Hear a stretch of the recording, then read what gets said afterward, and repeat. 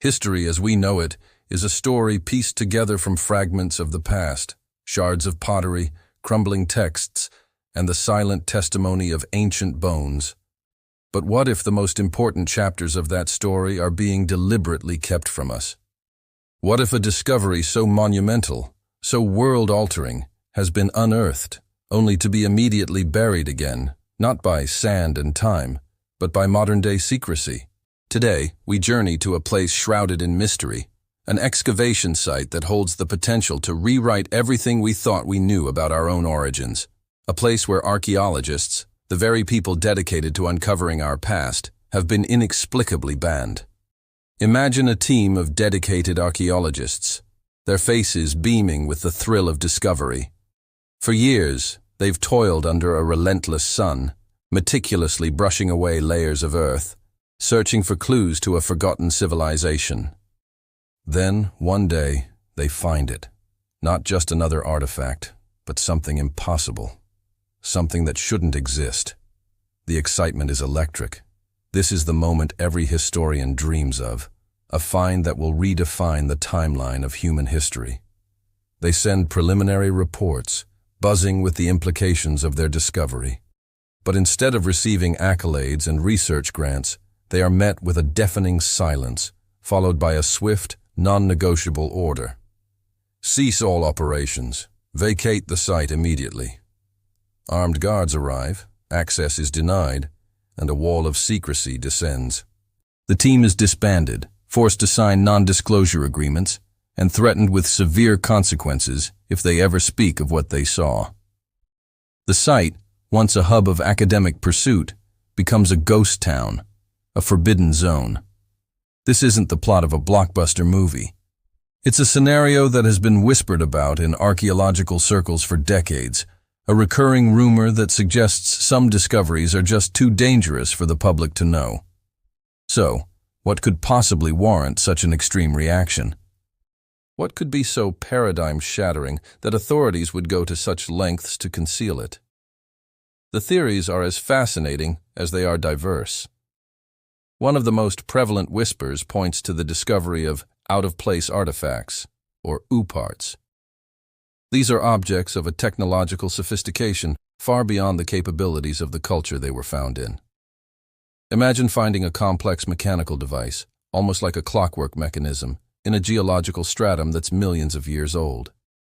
Or discovering evidence of advanced metallurgy and machining in a society that was supposedly just learning to fashion stone tools. Such a discovery wouldn't just add a new paragraph to our history books. It would force us to rip out entire chapters and start from scratch. It would prove that advanced civilizations may have existed on Earth, risen to great heights, and vanished long before our recorded history even began. It would challenge the linear model of progress we've been taught, suggesting a cyclical pattern of rise and fall, of forgotten golden ages, lost to cataclysm and time. Another compelling theory revolves around the very origins of humanity itself. Our current understanding, based on the out-of-Africa theory, paints a relatively clear picture of human migration and development. But what if this banned excavation unearthed evidence that completely dismantles that narrative? What if they found anatomically modern human remains in a location and time period that is, according to current science, utterly impossible? Perhaps remains that are hundreds of thousands, or even millions, of years older than the oldest known fossils. This wouldn't just be a scientific bombshell. It would have profound philosophical and religious implications. Every culture has its own creation story, and modern science has its own. A discovery that proves our species is vastly older, and its origins far more complex and mysterious than we ever imagined could spark a global identity crisis. Could this be the reason for the secrecy? A desire to prevent the societal upheaval that would inevitably follow such a revelation?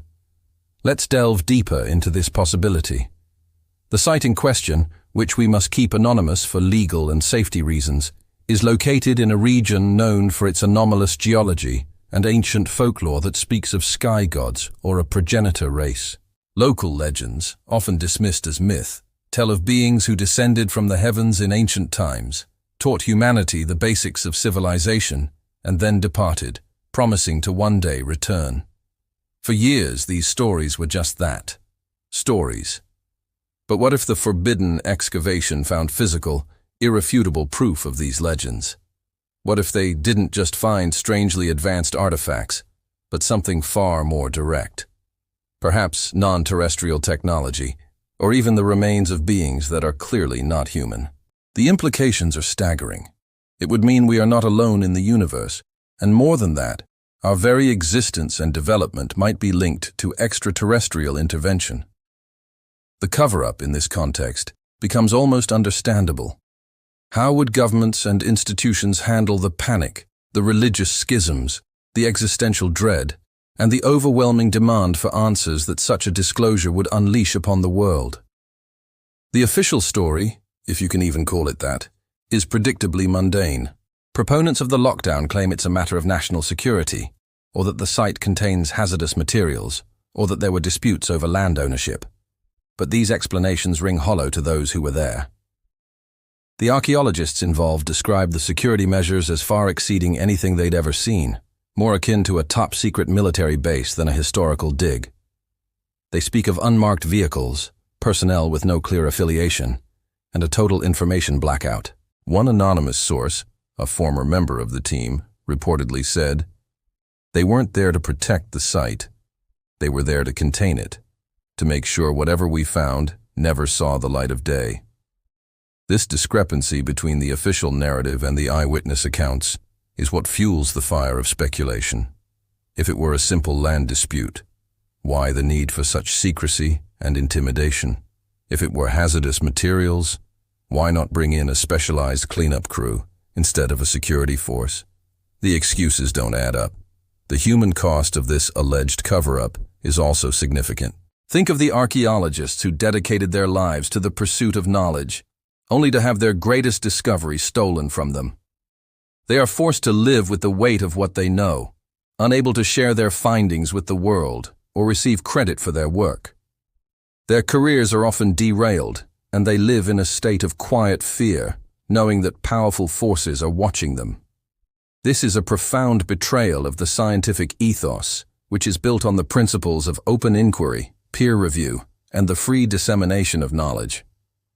When a discovery is suppressed, it is not just history that is being rewritten.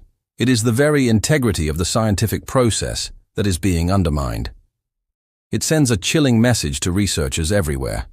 Some truths are off limits. So, where does that leave us? We are left with tantalizing questions and a conspicuous void in our historical record. Is there a forgotten chapter of human history, a lost civilization whose legacy has been deliberately erased? Did ancient humanity possess technologies that we are only now beginning to rediscover? Are our origins far stranger and more profound than we have ever been led to believe? While we may not have the definitive answers today, the story of this forbidden excavation serves as a powerful reminder that history is not a settled, static thing. It is a living, breathing narrative that is constantly being challenged and revised. The official version of the past is just that. One version. The true story may still be out there, buried beneath the earth, waiting for a time when we are finally ready to hear it. The walls of secrecy may be high, but the truth has a way of eventually finding its way to the surface. We must keep asking questions, keep digging, and keep challenging the narratives we are given. Because the answers to who we are and where we come from could be waiting just beyond the forbidden fence. Thank you so much for joining us on this journey into the unknown. What do you think was found at this forbidden site? Let us know your theories in the comments below. And if you enjoy exploring the world's greatest mysteries, don't forget to like this video, subscribe to our channel, and hit that notification bell so you never miss an update. Until next time, keep questioning.